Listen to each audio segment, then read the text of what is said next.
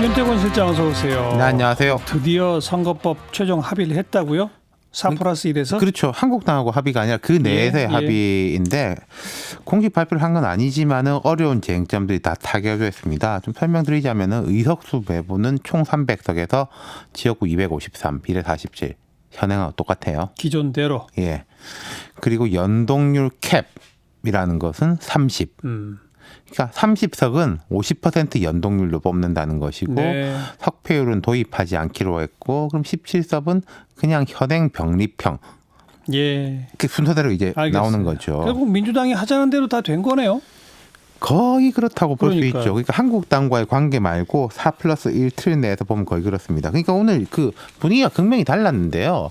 심상정, 정동영 뭐 이런 그 나머지 3+1 대표들은 되게 굳은 표정으로 예. 우리가 결단했다 예, 이렇게 예. 입장을 발표했고 민주당 의원총회는 자축 분위기 네. 다 이겼다 타협의 예. 성과다 이렇게 된 거죠. 이 정도 가지고 뭐 선거 개혁, 선거제도 개혁했다라고 말하기 조금 좀 약하죠? 그렇죠. 그게 이게 물론 선거법이나 제도가 어떤 게 선이고 어떤 게 악이라고 말할 수는 없어요. 근데 지금 이제 이 안은 모르겠습니다. 한국당하고 관계에서 또 조금 더 바뀔지는 모르겠지만은 뭐 아니면 그대로 갈지 모르겠는데 제일 문제점은요. 제가 생각할 때 너무 복잡해요.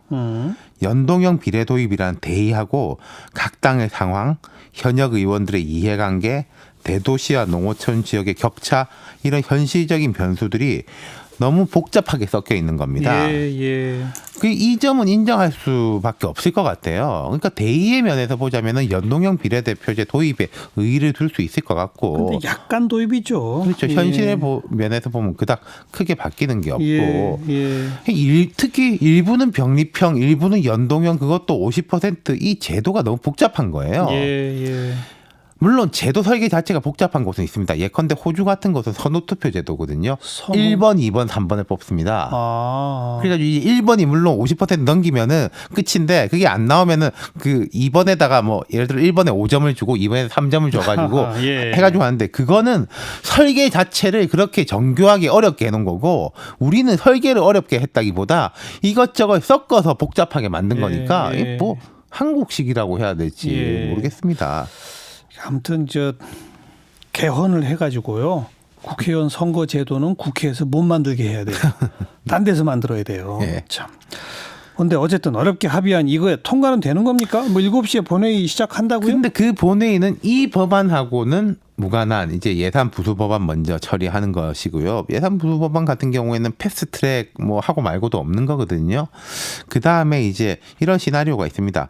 예산 부수 법안 먼저 처리. 그다음 199개 이른바 비쟁점 법안 처리, 그다음 선거법, 그다음 이제 검찰 개혁 법안인데. 근데 문제는 한국당이잖아요. 그렇죠. 자, 뭐 민주당의 이인영 원내대표가 그렇게 말했습니다. 국회 전체 완전한 합의는 못 만들었지만은 과반수 이상의 합의를 만들어 다행이다. 여기에 만족치 않고 이후 본회의나 예상되는 자유한국당의 필리버스터 등 진행 과정에서도 끝까지 한국당과 협상에 합의하는 노력을 받겠다. 이렇게 말했단 말이에요. 네. 그럼 여기서 더 양보할 수 있다는 말인가. 일단 한국당은 선거법하고 검찰개혁 법안에 대해서는 필리버스터를 걸 가능성이 매우 큽니다. 예. 여권도 그걸 감안하고 시나리오를 짜고 있어요. 근데 그 전에 한번 이야기 나왔던 199개 법안 필리버스터 이거 있지 않습니까? 예. 이걸 안 한다라고 명시적으로 말한 적은 없거든요. 뭐 물리긴 지금 물렸는데. 지금 양쪽 다 서로 전략이라 아마 비밀리에 추진하는 것 그러니까요. 같아요. 이게 물렸는데 말하자면은 좀 여론의 반발을 무릅쓰더라도 다시 한다면 하는 거거든요. 그렇죠. 법에는. 네. 근데 하지만 이거 여론을 보느냐 이런 것이고 그다음 물리력으로 막기는 어려울 것이고요. 그리고 민주당이 내심 기대하는 게 있는 것 같아요. 뭘 기대하고 있어요? 지금 이 4+1 합의 아니면은 한국당이 표면적으로 반대는 하겠지만 막 이번 국면이 끝나고 다른 것까지 다 엮어가지고 결사 반대할 것이냐. 그러니까 별로 달라지는 게 없으니까 사실 특히 한마디로 말해서 이런 겁니다.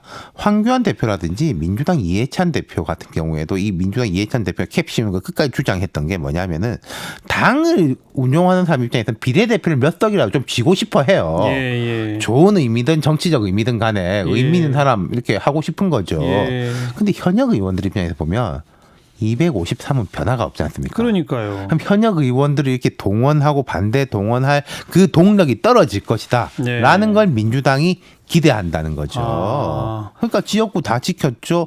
비례대표제 캡 씌웠죠. 사실 선거법에서 보면은 민주당하고 한국당의 이해일치도가 민주당과 나머지 3+1의 이해일치도에 비해서 훨씬 높습니다. 그렇죠. 예. 거대 두 정당이 비슷한 거니까요. 그러니까요. 입장이. 예. 그러니까 한국당 뭐 너희들도 크게 손해 볼 거 없다. 속으로는 그렇지 않냐. 같이 좀 최종으로 해보자. 지금 그렇죠. 그러고 있는 그런 거죠. 이야기인 거죠. 예. 하여간에 오늘 저녁부터 국회에서 어떤 일이 벌어질지 한번 좀 지켜봅시다. 수고하셨어요. 감사합니다. 윤태곤 실장이었어요.